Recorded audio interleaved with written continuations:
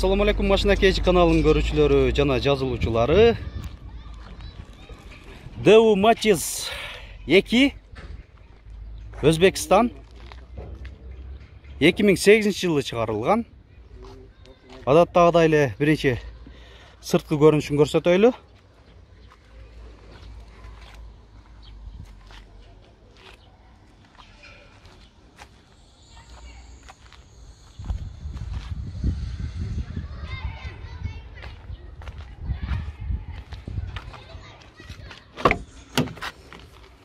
Салонун өтсөк, алдыңкы айнектер электро көтөргүчтө, рульда гидравлика бар. Гидравлика бул комментарийде сурапта калгандар бар эле, билбегендер. Ушул рульду жеңилдетип бере турган гидроусилитель руля деп коет. Руль жумшак болот. Пробеги 264 000 километр көрсөтүп атат. Отуруштары ушундай болду.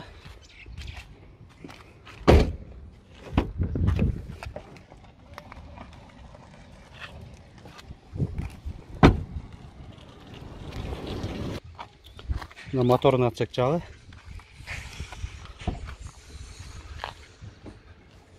Гидроусилительдин бачогу ушул жактан майды сөзсүз карап турушуңар керек. Урүйүндөн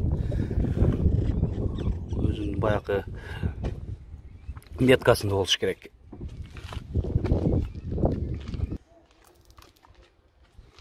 Багажник жагы.